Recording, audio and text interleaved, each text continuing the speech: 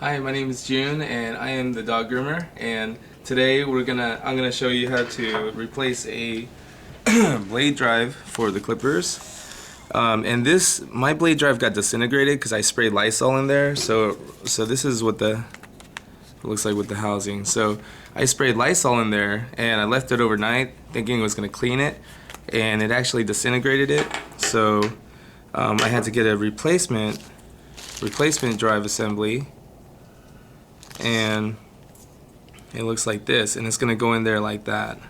So it's gonna take that place.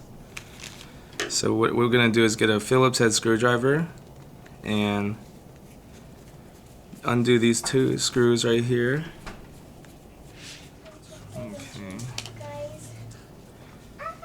Okay, so I'm gonna take these off. Whoa. No, guys, no. Whoa, shoot, you okay, honey? Yeah. Okay. Shit, okay, so now this goes right in here, like that.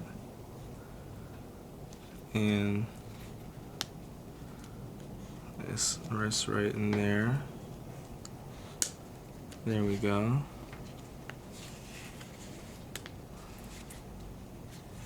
There we go. And then we get the, oh, this is magnetic, I like that. Okay, oh shoot. There we go. There we go, nice and tight, not too tight, but nice and tight. And then, there we go. So we put the housing back on.